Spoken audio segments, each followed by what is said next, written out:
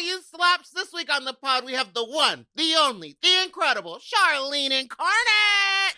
Oh my gosh, this is so great. And we found out after recording the episode that today is Charlene's birthday. So a very happy birthday to you, Charlene.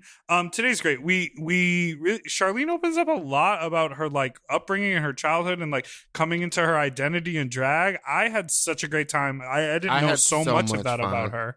Yeah, I know. So it was like a real lesson in Charlene's life.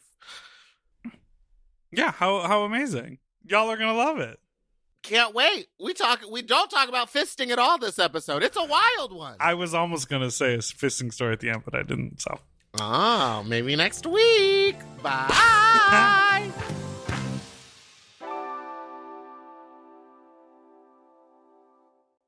Forever. Dog. When your first choice is a big old bus, You turn around and boom, you end up with us. Sloppy seconds. Oh, diva. Our number is 213-536-9180. Our email is sloppysecondspot@gmail.com. Now on with the show. Are you ready for some sloppy seconds, you stupid little fucks, you nasty little fucks, you dirty little fucks, you stupid little fucks? Today we have an icon and a legend. I'm Big Dipper. That's Meatball. And welcome to Sloppy Seconds with Big Dipper and Meatball. you switched it. No, I didn't. I said it right. Oh, All my right, gosh. let's get into our guest because we are rare. We don't need to chit-chat. I would say she's on one, but I feel like this is how it is. Do you have a voice real, Meatball? Are you hitting the streets with the voiceover work? No, but I should. All right, please welcome. Is there voiceover work for faggots these days? Absolutely. Well, now every cartoon has one fag. You know what I'm talking about? Yeah. It's Charlene! Charlene, welcome to our ears, Charlene. I'm sorry, I forgot that we had not even introduced me. Not that I need introduction, Exactly. right? Unnecessary. I mean, we saw when we clicked on the episode, right? Or am I embedded? Am I embedded as a surprise? You're embedded. Your name is in the title. We saw, yeah, that's the, well, listen, I first became aware of you because I believe at the time that we met, you were either your sort of stage name or it possibly was your Instagram name was That Bitch Charlene. Is that correct? Yeah. Is that how you began? I never went by that on stage, but yes, that was the Instagram handle before. It was actually the CH was shared between the end of the word bitch and the beginning of my first name. So many in the drag community thought that my name was actually Arlene. Right. Oh, that bitch Arlene. And then when I realized I was approaching all city status and needed to start making friends in other cities, or like once I gathered the notion that your social media like extension goes further than people you've actually met, right? Yeah. Like that's when I figured that I need to, because I was still living. And you remember how drag Facebook was so big? Yeah. Like even before Instagram, when you could like use your drag name as the name before they started getting you. Yeah, and that's when we noticed that like shift. I mean, I don't know. It was like Instagram was big on drag right away, huh? Yeah, I think people liked it because it was pictures, because it was like pictures, and that's what they were giving. I'm not a great social media historian, having downloaded Zoom just now to do this podcast with you ladies. Before we started, Charlene you've revealed. been doing shows. So how have you been doing shows? No, actually, Meatball. No, that's actually not the truth, Meatball. Well, how come I've been seeing videos of you dancing on a rooftop with computers aimed at you? Oh, I've been doing shows in the wild, man. I thought you were talking about, I thought we were segueing from my just having download Zoom just now to I've been doing online shows, which I haven't been doing online shows. No, I mean, I made a few, I was like in the woods for 6 months of last year. So like I made a few like I'm in the woods music videos while everyone was like, you know, sharing their screen with the host of the show who was like silent but like fist pumping and like yesing, you know. The art of being the silent cheerleader on an Instagram live drag, because after like 2 weeks everyone learned like, oh, who was your you favorite? have to be silent in order to let their music play through. I would say my favorite was oh wait, what is her name now? Chiquitita and West Dakota. when they would do their shows because they would turn it sideways and like beat each other. Cheeky and West had that cute thing they were doing where they were actually like artfully splitting the screen, right? And they were like, one was lip syncing and the other one was doing like, I don't know, upper facial expressions. But like I really got into like watching Grace Towers's show, if you ever caught that Zoom, because she was fully committed to the celebrating the queen who was performing as though she was like stage left, like a drag queen usually is, you know, like, and she was just like muted and everything. And like she would just be like, I mean, you can't, I mean, we're recorded right now, so you can't see what I'm doing. She would be going ham. I remember when Rhea Latre was doing Quarantine Queen all the time, and it became clear they couldn't make any noise on the Instagram Live, and so you would hear these little like like just because they knew they couldn't, but they were living, and you could even sometimes hear like the mouth, you know, when the lips open up and you hear a little something, just because smiling and all of that. And it was like everyone was really trying to make that moment. I think work. I only did one Instagram one because at the end of it, all I saw was all the comments just being like, "What? How I can count the pixels?" Like the internet was bad, and there's no way when you're doing it to know, and no one's gonna stop. Yeah. It was just like, and I put all this work into it, and I was like, nah, I'd rather just pre-record. I honestly have no idea how any of the girls got it together to like, I understand that everyone like reacts to this like really traumatic event in different ways, but like that watching the Zoom drag for me hurtled me so much further into the dystopian hell. Like that I was just like, I need for my drag fantasy to not happen in your bedroom. You got in all this fucking look and you did your makeup for 3 hours and you look so good and you spent so, you know, the great song choice. You did so good. You're just standing in one place and it's either your bedroom that I see or a backdrop, you know, it's like, you can't do 4 hours of makeup on your backdrop, girl, you know? I don't know. Well, so what was your compromise? How did you continue? Well, girl, I was like, I recorded a video like independently, like a music video, just because I wanted to like dance so badly. I was like in the woods fully and like for 6 months. And I was just like, anything that can make me feel connected to this thing that's made me feel so alive for 10 years, I want. So I got my girlfriend to like film me dancing around a fire that I built to a Fiona Apple song. And I was like, okay, great. Now I can hit the digital drag circuit. And I like tried to pawn it off to Bitch Pudding, but she was like, you can't show tits on whatever fucking platform she uses. Yeah. I was like, oh my God, have times gotten this hard for Bitch Pudding? That there's no tits allowed in her drag show? I was like, I was like, okay, so like for me, if there's no tits allowed in the drag show, I'm in the woods, you know, like you're like literally. Wait, can I ask you about the woods? Because I know what you're talking about, and I think a lot of people do, but also, do people not talk about that publicly, or people do? I certainly don't. Okay. Because I don't want to face the scrutiny of the very insular community that hangs out in the woods, who are always breathing down my fucking neck about how public, in quotes, I choose for my life to be in the first place.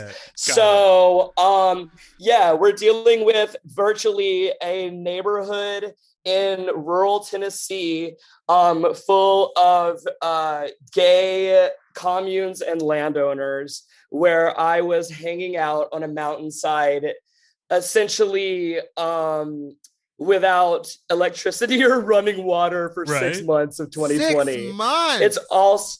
It's also, if you're gay and listening and you know of faggots in your city who go party in the woods in the South, it's that place. Except I'm hanging out there when there is no one allowed in or out. Last year during COVID. The good thing about the gay woods is that there's traffic in and out pretty much at all times when it's not a pandemic. So you're in the middle of nowhere essentially, but all these interesting characters are like coming in and out of your sphere, like pretty much year round, excluding like the dead of winter, you know?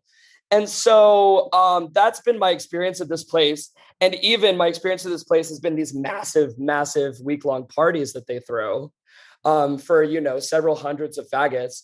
So, I was offered sanctuary there during COVID because I was actually like, after about 7 days of lockdown in New York, I was in quite an unwell place mentally. I didn't know that I was going to make it to 2021. I mean, so I was like, I basically like phoned home and I was like, SOS, like, and I basically pulled the princess card, even though they said no one come here. And like came back in August when I saw videos of girls performing again, like, in in parks and such. Yeah. Well, that's so amazing. Yeah. Wait, so where really are you from, like, originally? Yeah, let's go back. I want to go back to the beginning. Where were you? Honey, we're already at the beginning. We're only a few hours from where I grew up in the gay woods of Tennessee. I'm from North Alabama. Oh, wow. I'm from a small town vibe that's actually quite adjacent Birmingham. Okay, and so what took you to New York? When did you end up in New York, or was there a bunch of other moves before that? Have we met, girl? Yes, we have. It was basically like, while I was there, I was like waiting to leave pretty much from the moment I figured out that like there was other places. It was just like, I had a keen awareness of the fact that I was not going to be able to be who I was in any real capacity in that reality. And that being like, I basically knew my whole life that I was faced with this choice, right? Either like live in this reality where everything is more or less guaranteed to you from like cradle to grave, and like scripted out for you.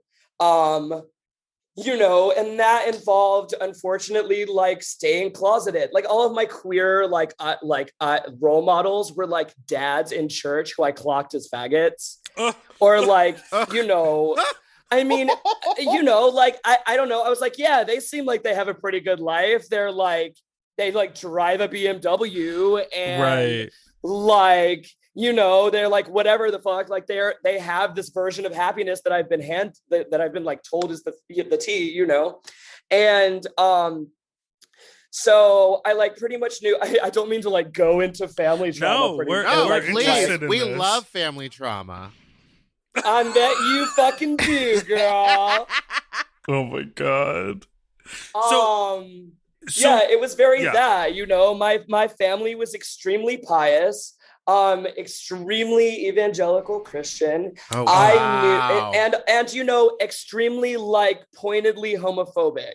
Damn. And I pretty much gathered from, I'll use this as an illustration. Where I got my name, Charlene, was actually what my mother used to call me to discourage me from like swishing my hips when I walked, etc. Oh my God.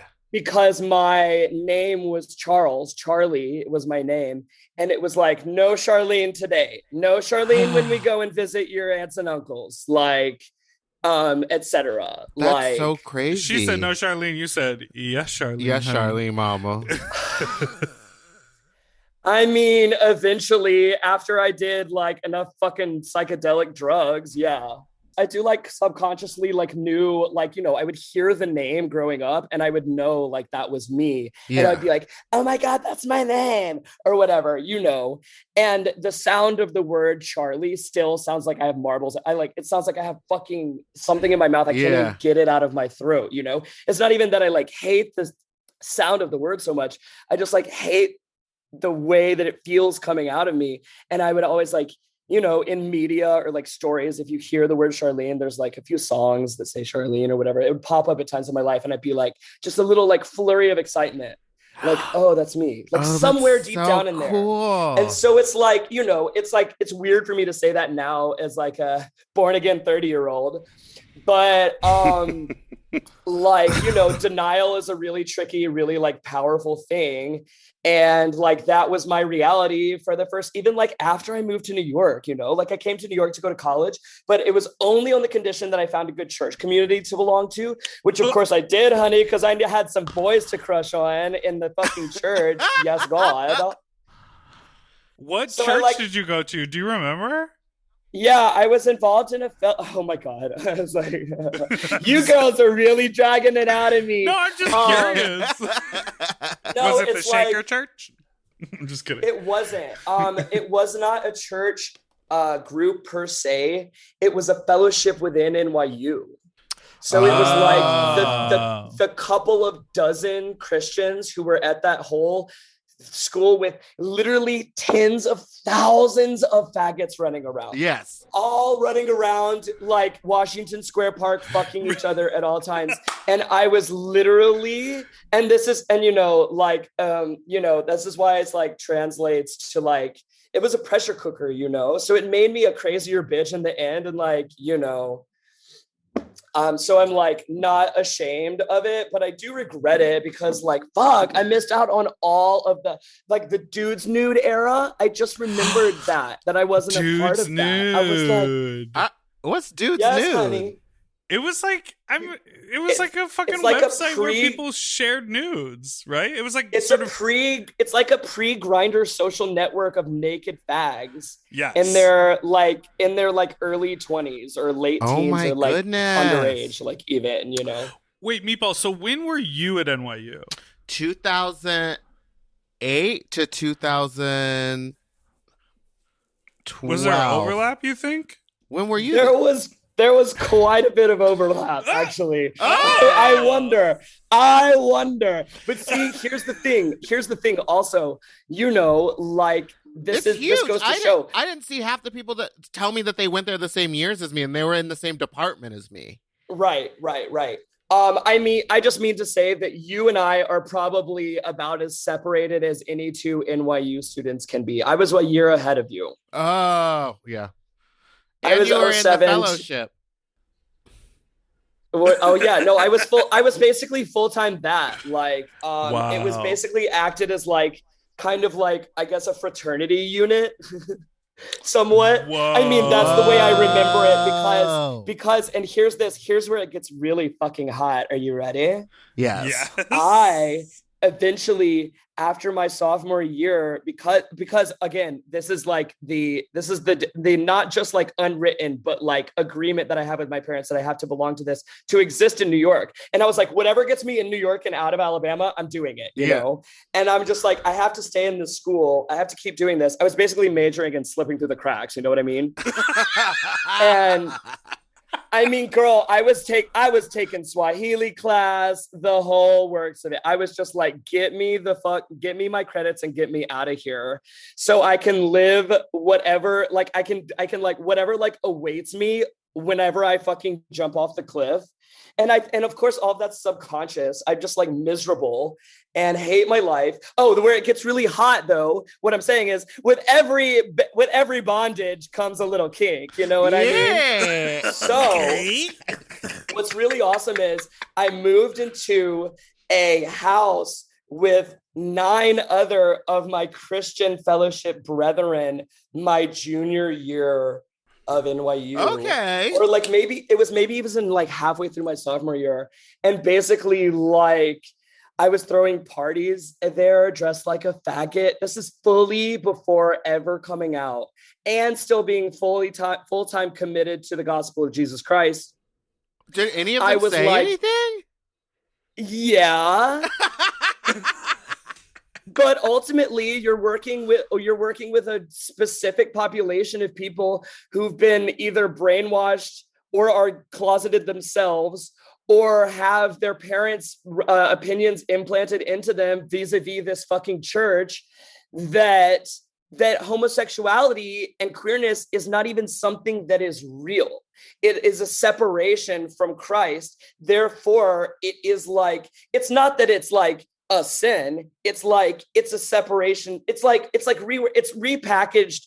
It's good old fashioned Christian fucking homophobia and all of the different like systems of oppression that exist within that fucking church. Not like that church, like the church. The yeah, church. absolutely. But where was it hot? That's what I want to know. How did it get steamy? In that house with 9 other like virgin, sexually frustrated, circle jerks. maybe queer like dudes, all of us like, you know, talking about like our twisted desires and the Bible passages that like match up to them and jacking off separately in our fucking twin beds. I don't fucking know. Does that not sound hot to you? Some of the best fucking to Meatball, not to me, but to you better Meatball. come in my Bible. Wait, see, okay. that's the fucking. So we listen. You could teach a class at NYU. You need your own podcast, period. Fully, but we want to see how Charlene, all of this experience sort of boiled together. When did you first sort of see drag performance? When did it click that this was for you? And 3-part question. How do you identify what you do as a performer? Performance art, drag, immersive experience? Will you remember those I sure will. Split them. Can we just split them into 3 different questions? Yeah. Okay. So when did you first see a drag performance? Oh yeah. When did you first see it? Drag as a whole. Yeah. Like when did I? Okay. Yeah, did you go to a club in New York? No, I secretly took a class at NYU taught by Professor Joe Jeffries. Shout out to Professor Joe Jeffries, because he is a drag documentarian who now like comes to Bushwig and like other shows of mine and like films all of them, which is really cute. Oh, wow. But I took his class called Gay and Lesbian Performance in New York, or maybe not in New York, Gay and Lesbian Performance. It was in the basement of the library at NYU. And it was me and a bunch of tishies and their hags. And for those of you who don't know, tishies are people who are in the art school, AKA homosexuals. They're all fags. Yeah, every last one of them. I think it's actually like a check mark on the application. You remember, girl, the freshman floor that's dedicated to LGBT, like whatever the fuck. Oh yeah. It's like, girl, y'all applied for that floor? They wanted to be there, and it was always the nastiest. Also, that library is full of cum. Every corner of that library has cum on it. It's a sexual library? Yeah, people used to go and hook up there all the time. I definitely spilled more than a few loads in that library. Yeah. Definitely. Yeah. Okay, wait. Yeah. Okay.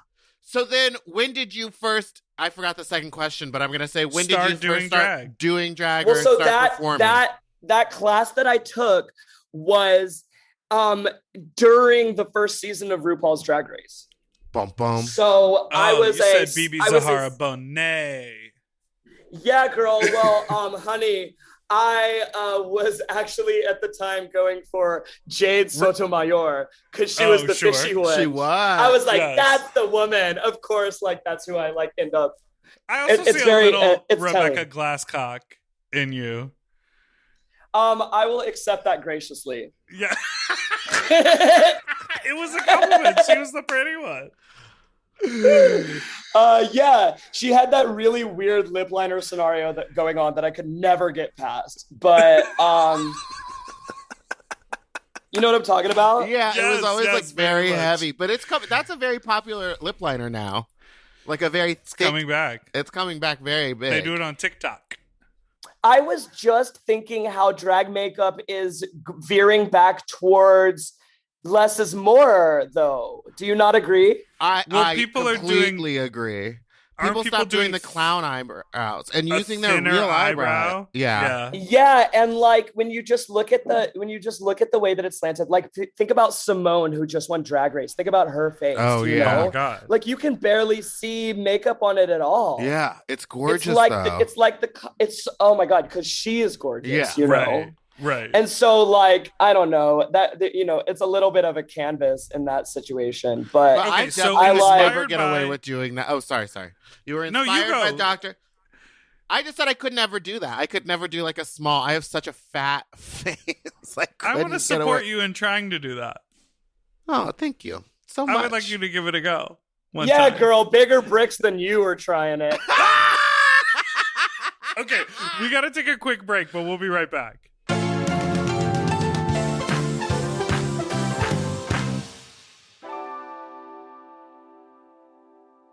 We all have days when we want to eat well, but just don't have the time or the energy to plan, shop, and cook. That's exactly where Factor comes in. They deliver fully prepared meals designed by dietitians and crafted by chefs right to your door. With Factor, you can stay on track with your nutrition goals, whether that's high protein, balanced meals, or overall wellness, without any extra effort.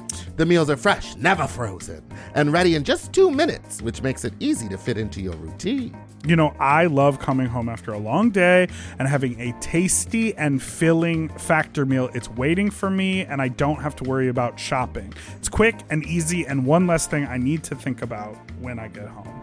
You know, I'm feral for fish right now, and I always get my fix with Factor.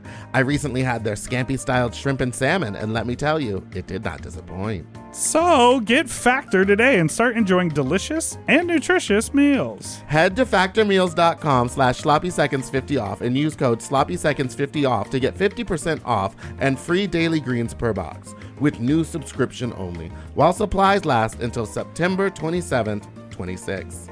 See website for more details.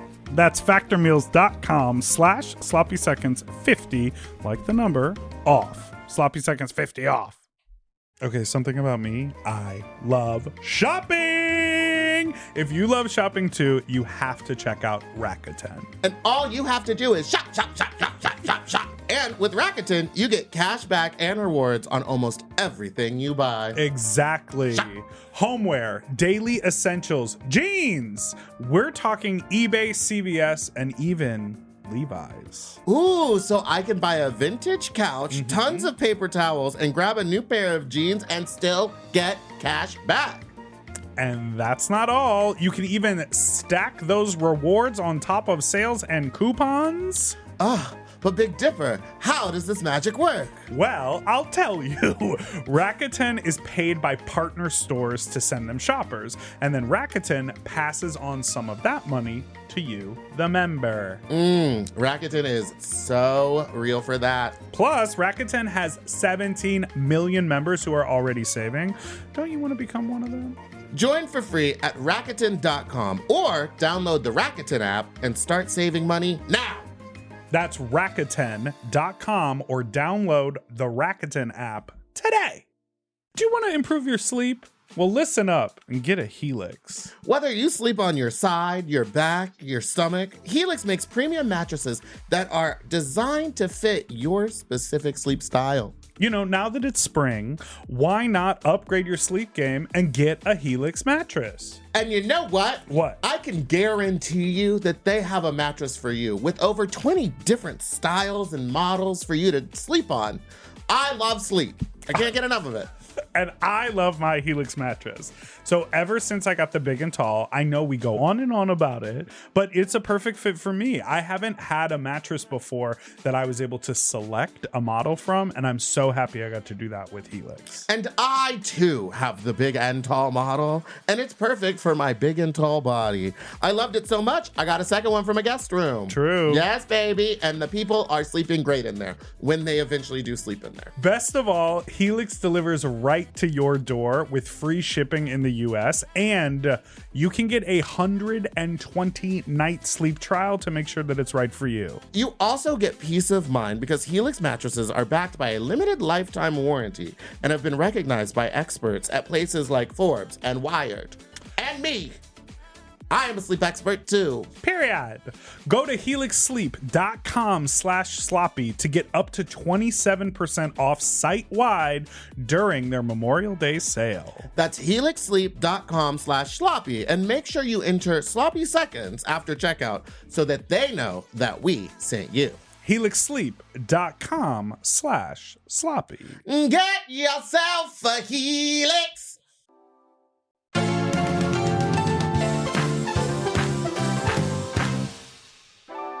Okay, And we're we're back. back. So, part two of the question was, you're in the basement, you're having your queer performance class, Drag Race is on TV. What led you to your first gig? Where was it? Do you remember the song and the look? Yes. Okay, so here's the deal. Fast forward to basically graduation day. And so it's like the spring before my 22nd birthday. And that's when I come out of the closet as a cocksucker, right? I have already fully turned looks at this point, but I had not committed to, I am going to be a drag queen, like, until this moment, right? And so basically, for my first year and change of queerness, I had to deal with some, shall we say, personal growth issues regarding my life falling apart when I came out, right? So, like, basically, I'm subconsciously scared for my entire life that coming out of the closet would mean losing my entire sense of reality as I know it, tethered by my family and my upbringing. And I subconsciously know that it's the end of me and my family coming out because of all of the many clues that I had. Like, basically, also, like, if we want to dip back into childhood trauma, I tried to come out as a teenager and my mom didn't let me. Whoa. Yeah, I fully had a flyer for the high school gay prom that they were throwing at the Unitarian Center for gay kids. And like, I fully let it slip and showed her and was like, I'm going to go to this. And she absolutely flipped her shit, had the event shut down, and also like tried to completely dismantle the NCCJ, the National Conference of Community and Justice, that had held the workshop that I did over the summer where I met these gay kids in the first place. Because she was like, do you understand? Do you follow? Oh, like, I completely follow. She went straight to the top. She went to the manager. Honey, I had made some gay friends. I had made some gay friends over a summer. And basically they were like, we know the tea. And so I came out as questioning, right? Because that was a thing when we were in high school, right? That's what the kid was for then. Right.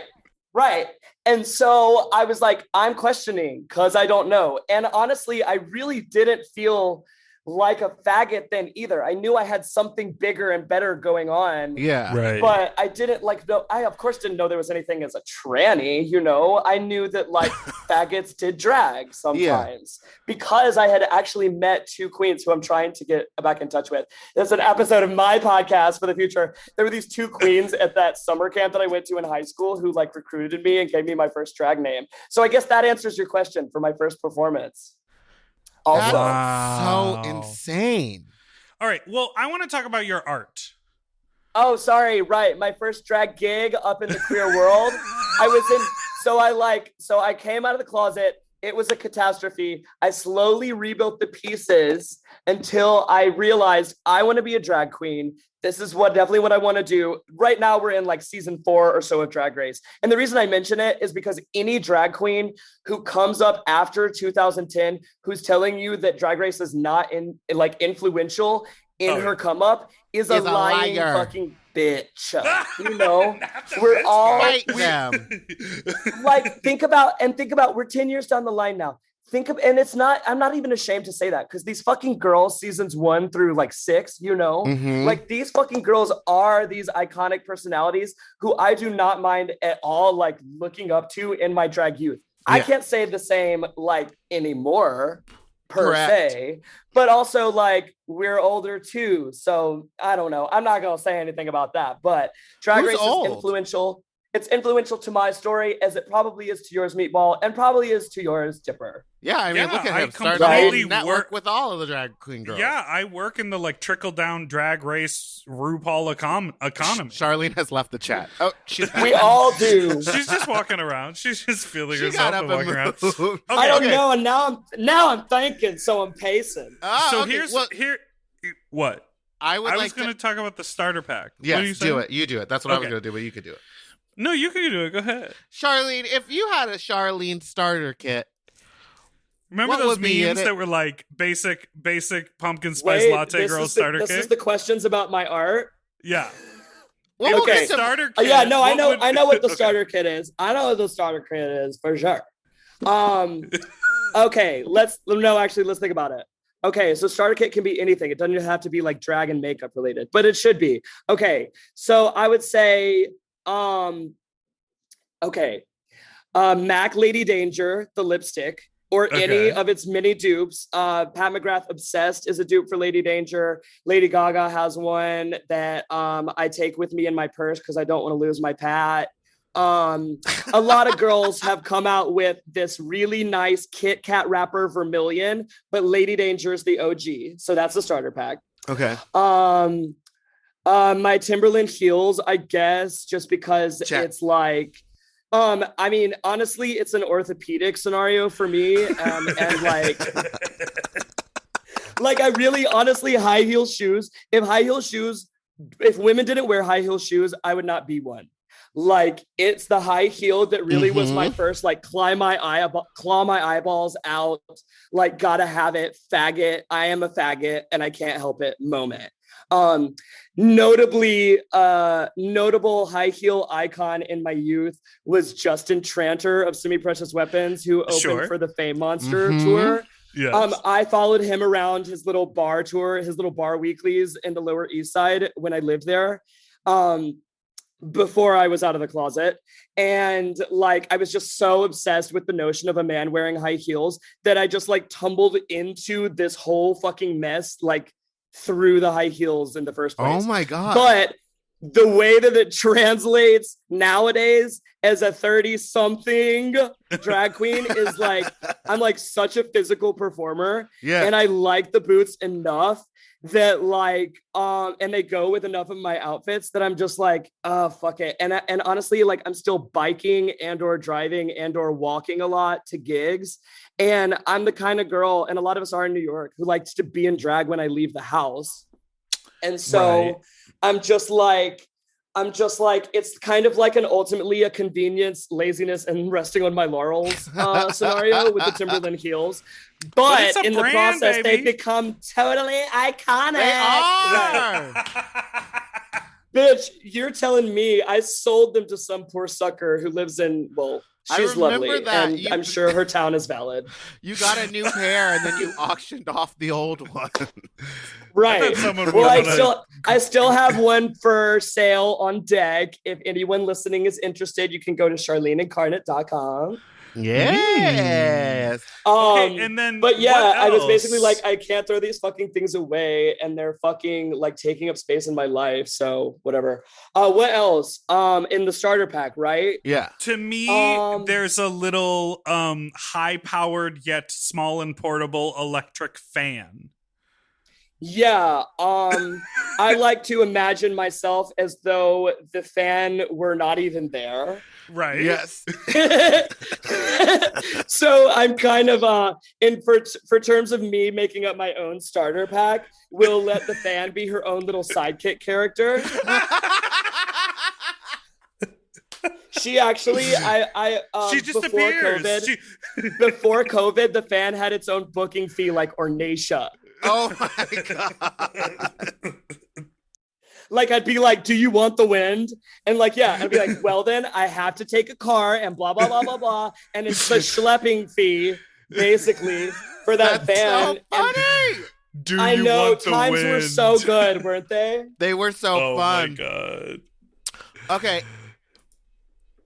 What about a Poppy brand jockstrap? Oh yeah, you love that Poppy brand. Yeah, I do like Poppy brand. I do. I'm sponsored by Nasty Pig now, though. Oh, come on, sponsorships. Well, by sponsored by, I mean faggots who work there mop the jockstraps and give them to me. Okay, that's a sponsorship. So you can't hashtag it or anything, but yeah. Shout out to my girls who work at Nasty Pig. And yeah, that can be in the starter pack. Maybe like a tab of acid and a La Croix. Do we have consumables in the starter pack? There are no rules. And what about a long dress? Oh yeah, she loves a long dress. An evening gown type dress. Yeah, I'm into that as long as it's like slit past my hip. Yes, know? Absolutely. Yeah, because you got to be athletic when you're performing. I mean, athletic is the word that I use to describe it, but any queen who's actually a dancer, like compared to me, you can kind of see that I'm just like, I'm wearing myself out because like I'm older and I haven't really moved in a year, but like, I don't know that athletic is really the right word. It's just the word that I use. Yeah, I'm definitely whipping my hair around and my arms and legs around. I definitely feel it the next day. So yeah, it's athletic and it does come from the heart. Thank you. Is that the way you feel? That's so sweet. Yeah, I love watching you perform.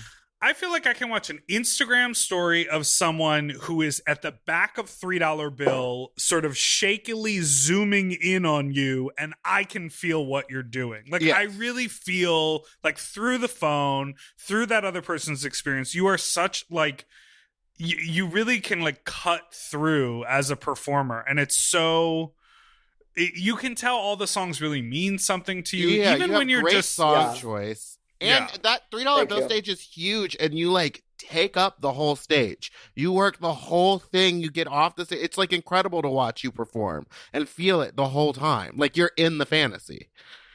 Damn, what am I gonna do with all this gas, honey? Burn it down. That's so sweet. Okay, I mean, it definitely is what I live for, you know?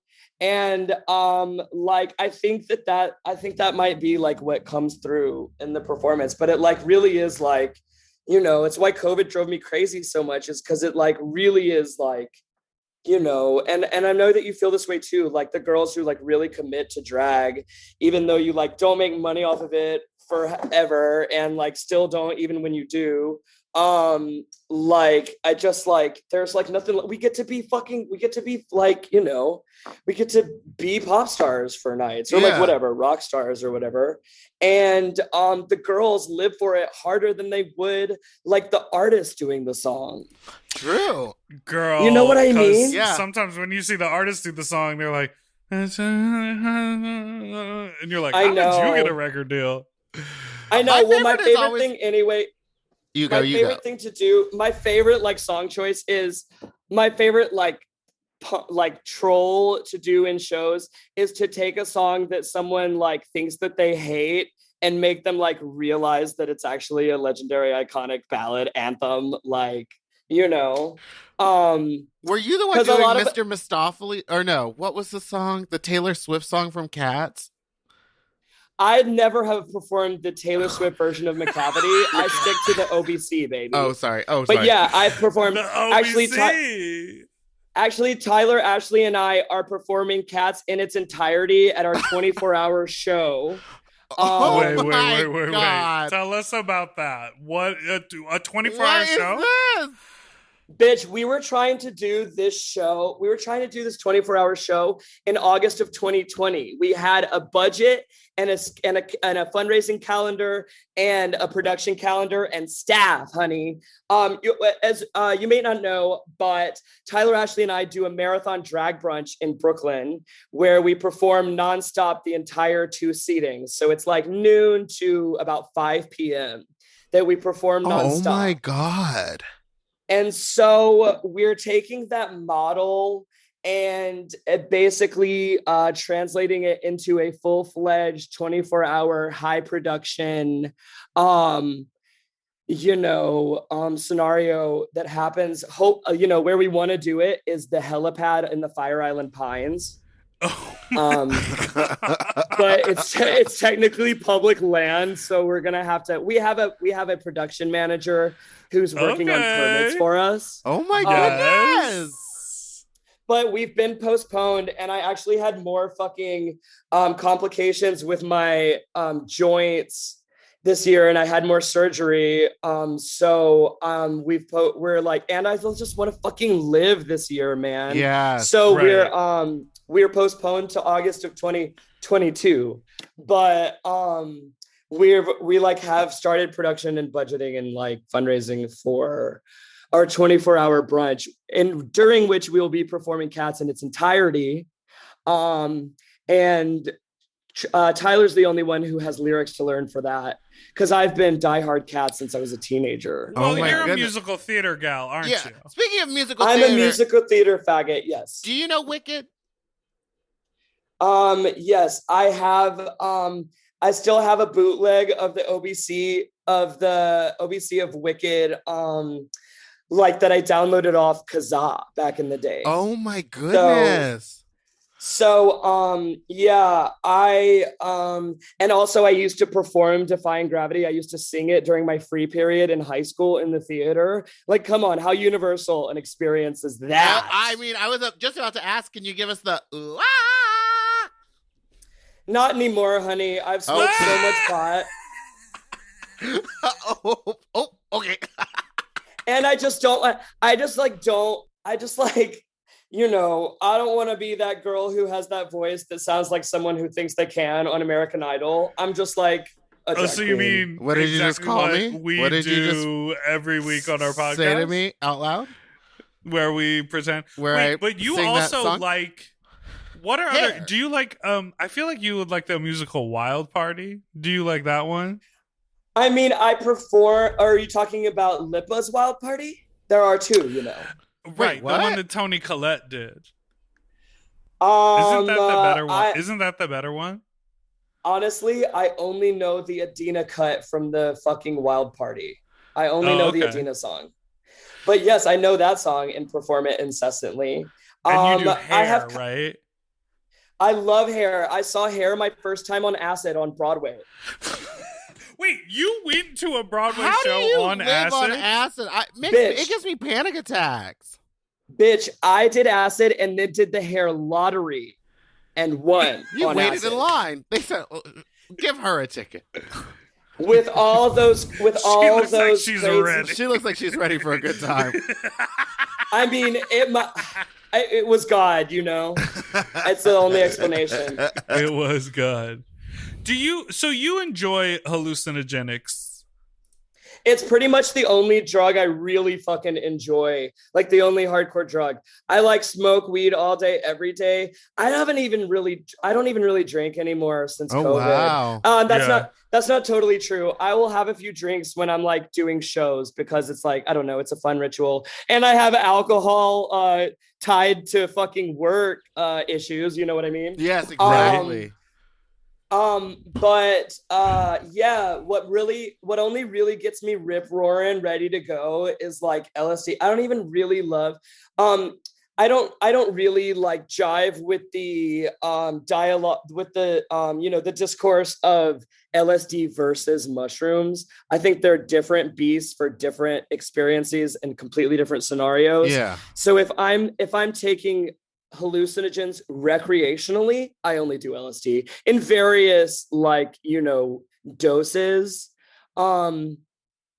But it's really, I don't really think you fuck with psilocybin for like social and or like recreational purposes.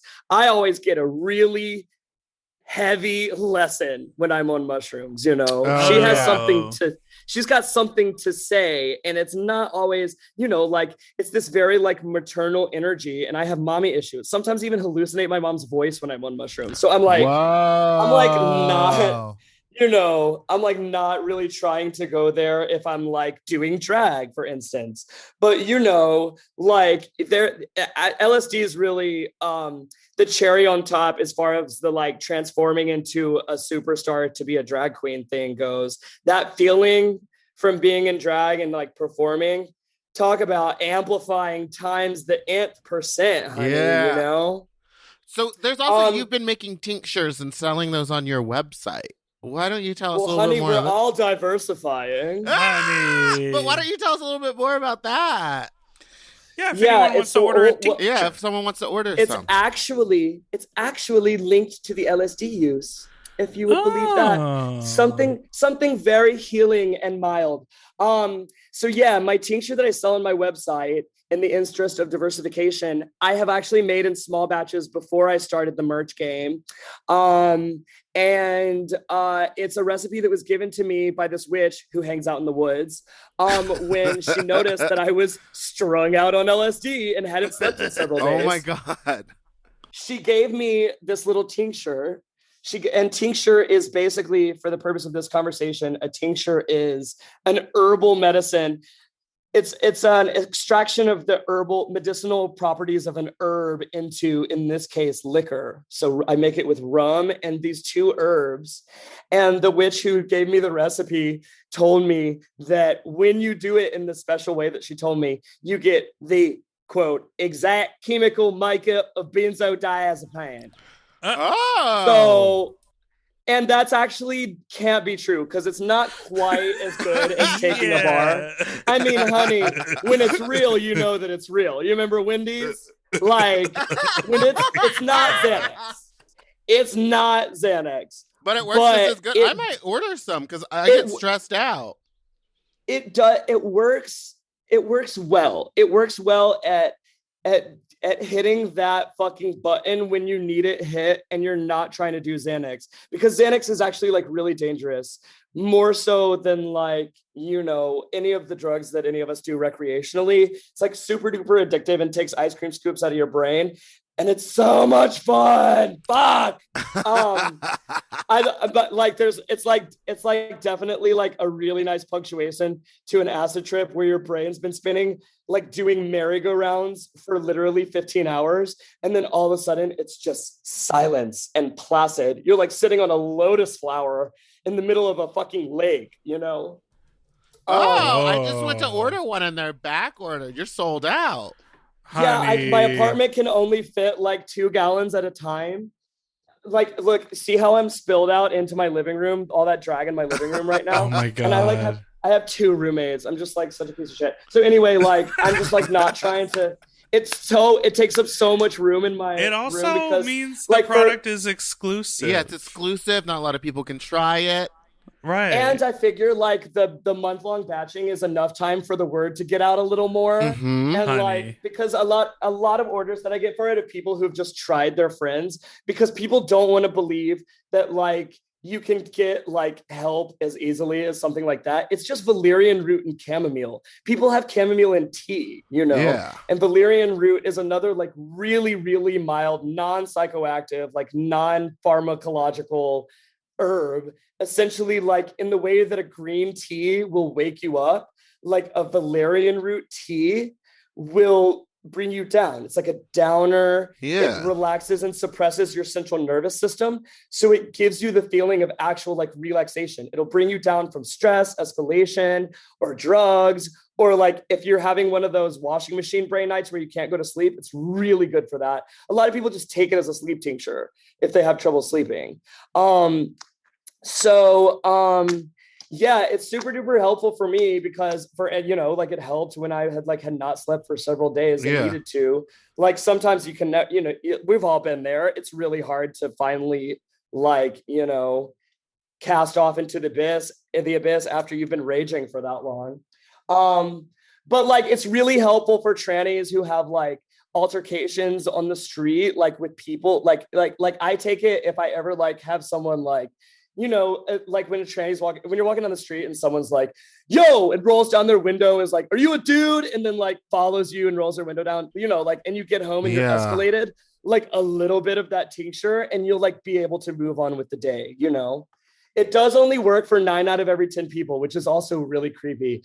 1 out of every 10 people are actually like escalated. So I tell people who buy it to try a few drops first when you're otherwise normal and see how it affects you. And if you don't notice that you're like anxious, then you're good to go. I'm sure I would be escalated and Meatball would be sitting on a lotus flower. I would be like, it's going like, to heaven. Yeah.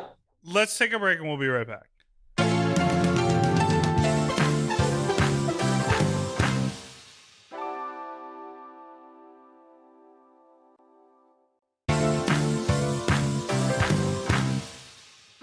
And we're back.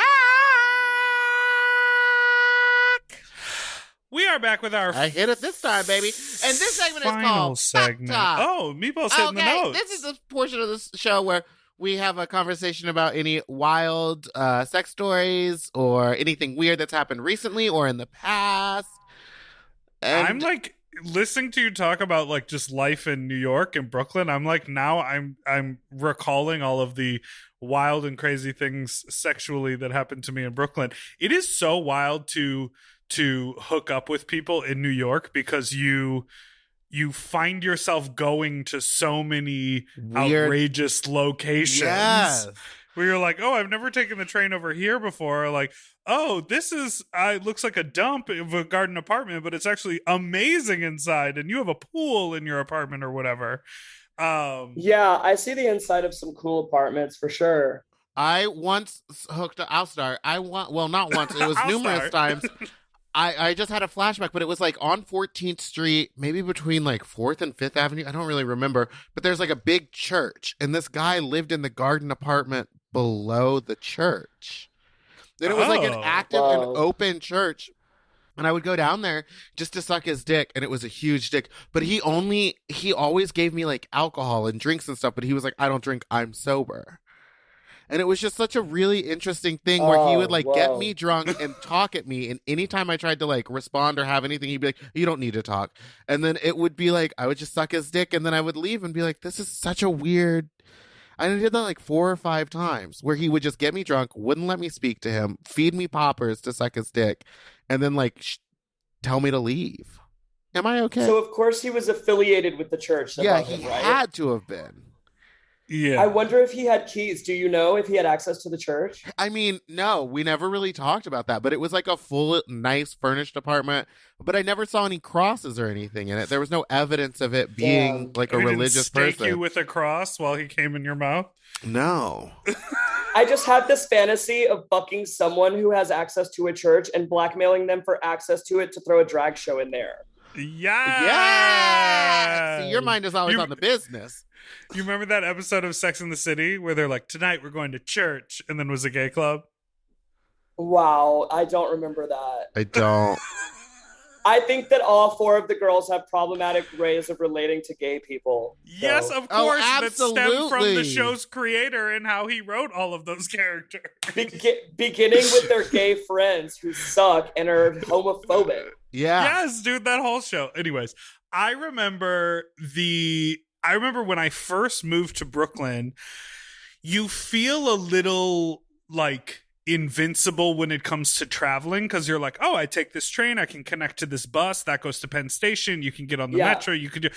But you know, after living in New York for like even just 3 months or 6 months, you're like, no, bitch, if it's more than 5 stops on the train, I'm not going. Oh, yeah, unless I'm so wasted. I remember hearing like talking with this dude on the app, and you know me, I like old guys who are a little awkward with big dicks who don't know what to do, who are like mind blown by my blowjobs. Bitch, and we should switch bodies, girl. he lives in New Jersey, and I remember him messaging me, and I was in Greenpoint. I took the fucking G train to the L train into the city, up to the station, and then I got on a fucking PATH train, and I took that not just to Hoboken, not just to Jersey City, but like end of the line PATH train. He picked me up in his car, and then we drove 20 minutes to his home in Jersey. I sucked his dick on the edge of a fold-out bed in the living room, so clearly someone else was home. No. And then he took me back to the train. He didn't even take you all the way home? No. Why did I spend like 4 hours in transit for a 20-minute blowjob? Like, why do we We've do all that been as there. young people? We've all been there. Because we want love. But there must be dick in Greenpoint. We want love. There be could have dick in been, but you weren't Greenpoint. looking for it. I'm sure there was a lot of dick that was closer that you just weren't having because it wasn't your fantasy. Do you have any go-to wild sexual encounter stories that aren't traumatic? Well, I can give you my recent sexual activity, which is kind of a gag. Okay. I love a gag. I So- try not to, but I love a gag. It intersects with the way that COVID has changed the landscape of New York City. Okay. So it's a multi-level podcast moment. That's what we live for. Right. Okay. So in Brooklyn, COVID-19 has produced a lot of vacancies in many buildings in Brooklyn. For instance, in my building where Tyler, Ashley, and I live, she's actually lived here for 7 years and has a good relationship, wink, wink, with the management. Got it. We actually have had several vacancies in our building, and the landlord has been super freaked out because the landlords are holding on to the property value and no one's moving in. Yeah. Right. So Tyler, Ashley, and I, the geniuses that we are, whipped up a proposal to our landlord that we would help him fill these units if he would give us access to them. And so now we are doing what is unheard of and unthinkable to New Yorkers, which is we're hosting, baby, in empty apartments. In the empty apartments that are like, there's like a half dozen in our building at any given time. Our landlord is leaving them unlocked for us to show to friends who are moving to the city, or for all of the dicks that I suck and the loads that Tyler takes, respectively. And or that we spill out onto the floor and don't even bother wiping up. No! Yes, God. Yes, God. Yes, God, mama. Is there any furniture in those places? No, girl, who needs furniture? I've got knees and a pair of Uggs. Like, oh my. God. We were just talking about this because Meatball was saying at one of your old apartment in Burbank, Meatball, you had like that extra I had an side empty room that for a long time was empty, and I would hook up with people on the floor on the carpet, and we'd like have rug burns and stuff. But I was like, I'm not taking you to my room. That's smart. That's really smart. I'm the same way. I'm not trying to have my fucking trade in my bed where I go to sleep at night. Yeah. Ew. Right. How gross. No, I want like people that I love to experience that space. Definitely. I only invite them in for love. Yes. I only invite them in for love. I used to only swallow for love, but COVID turned me into a fucking cum guzzler, honestly. You're like, I'm getting it now. I gotta get it. Well, for the longest time, it was like the only way that I could safely compromise with my roommates, because I would make the trade keep a mask on and just suck them off, right, and swallow. And eventually swallowed. And I was like, wow, I'm actually like fully getting off. I don't have to worry about my own boundaries. I'm fully in control here the entire time. And like, I fully got my dick slapping me in the face fantasy. And I guess like, that's all I really like. I'm not even much of a bottom anyway, though. So like, I guess that's intersecting here, but that's like really how I've been getting off. And I'm just like, it's like a lot more simple. It's a lot less complicated that way. I'm like really living my life. But again, also I just started dating someone. So I'm like coming also. So. Oh, that's good. Yes. Thank you. Yeah, you're welcome. Well, listen, Charlene, this has been so fun. I love you so much. I can't wait till we can hang out again.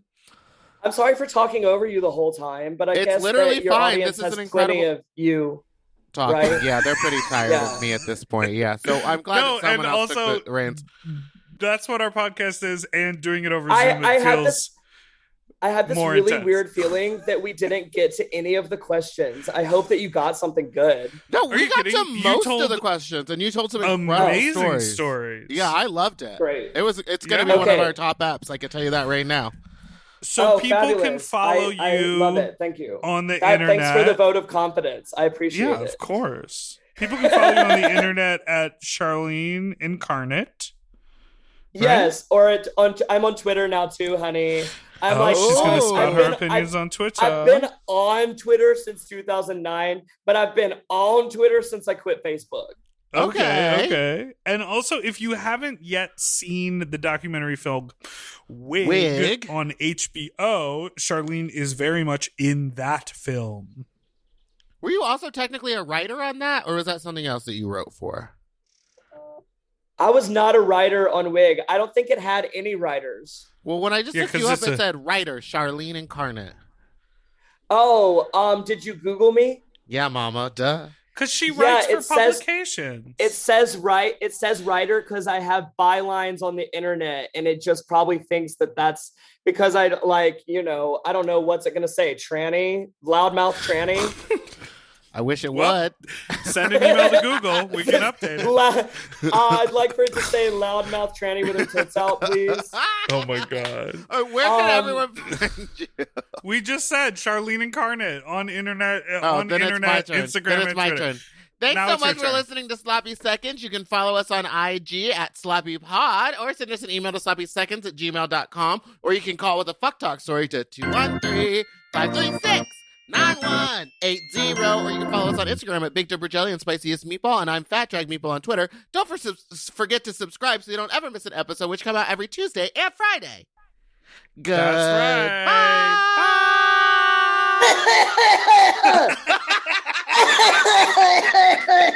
Doodle-doo-doo, forever dog.